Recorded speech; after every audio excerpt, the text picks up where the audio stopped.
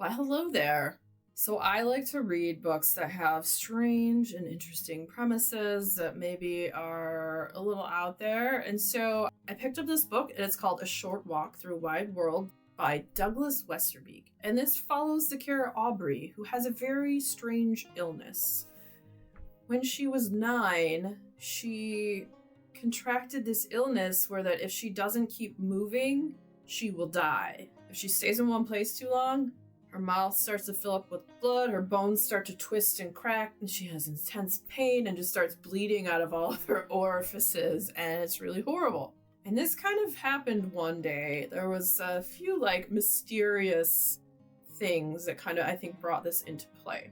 Her sisters and her, they went to this wishing well. And there's this wishing well, and it was in this weird little area between some buildings. And the wishing well had a face and a mouth, and it was made where there was no gaps in the stone, and just a very weird little wishing well with a face on it.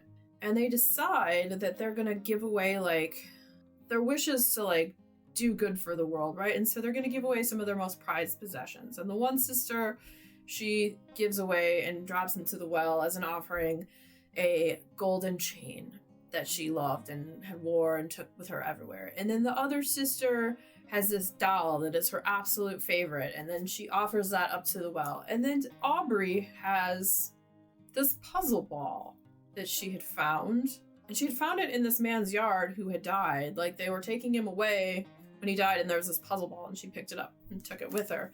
And what was weird too, at one point, she, I think, had just thrown it somewhere, and all of a sudden it was back in her bag again. And then she was supposed to throw it down this well, but then she doesn't. And after that, it seems that is when this illness strikes her. And maybe, just maybe, because she didn't sacrifice it to the well at that point in time, that's why this is happening. So you have this story that follows this character from age 9 up until when she's in her 50s, and how she carries on and survives. And at first it's a story of trying to find your inner strengths and believing in yourself and learning different lessons and lessons of life and experiencing different cultures and figuring out how to survive on your own by yourself, being a woman out there in the wild. And so I loved all the themes of it. I loved all these different places you get to see. The atmosphericness of it is fantastic. And I thought the character development was done really well. And I love too that it's not just a short age span that you see. You get to see her throughout her whole life, from 9 to age up into the 50s. So I thought that was fantastic, because a lot of times stories seem to focus on younger characters. So at one point in time she was young, but you get to see the progression as she ages and the things she learns and just life and how all the crap it throws at you, and just how she would go to these different countries and places, and she would be met with all this kindness, and people would be so generous. And then the next country she'd be going to, the people there would be like, oh, but the next country over, they're all thieves and murderers and horrible. And she'd go there and she'd be met with kindness and love, and people would welcome her in and feed her and clothe her. And it would be the same thing. And it's you see that in the world today, right? How people are oh, they're thieves and they're murderers and this and all the political BS, but we're all just humans. And yeah, obviously some are evil and are thieves and horrible and whatnot, but a lot of people are very genuine and are willing to help. And so you have that as a theme throughout this book, which is very beautiful.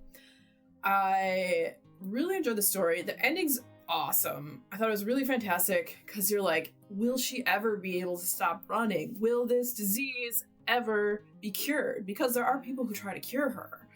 Are they able to find a cure or slow it down?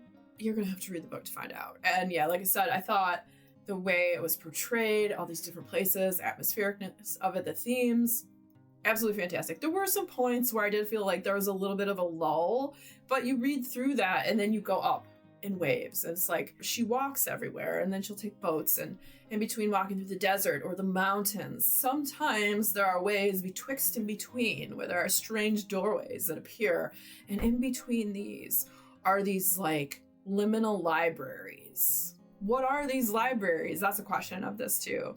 Just really well done and really strange. I love also that the character is a swear bear. Girl is a swear bear. Swears a lot.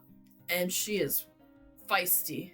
Also, as a trigger warning, there is a lot of animal death in this, but she has to survive and she has no money. This takes place in the 1800s when it starts. So she kills animals for food. So if that's a thing with you and you don't like that, just be warned, there is a lot of animal death because she's eating the animals. She's also selling the skins and parts for money to be able to survive in the world. And, you know, she's got this disease chasing her or whatever, where if she slows down, she starts bleeding from all her orifices and will die.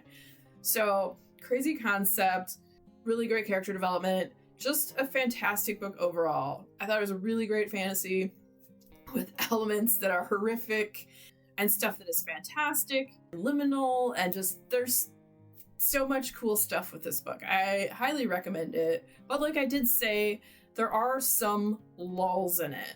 I did find a couple times where I was a little bit, I guess, was not necessarily bored, but I wanted it to pick up the pace a little bit. But as you read through, it picks up the pace again. So I can't specify exactly what spots it was, but I know there was a couple times where I was kind of like, and then it gets rolling again. And then I really liked the ending. So yeah, I can't think of anything that's really comparative to this book that I've read before.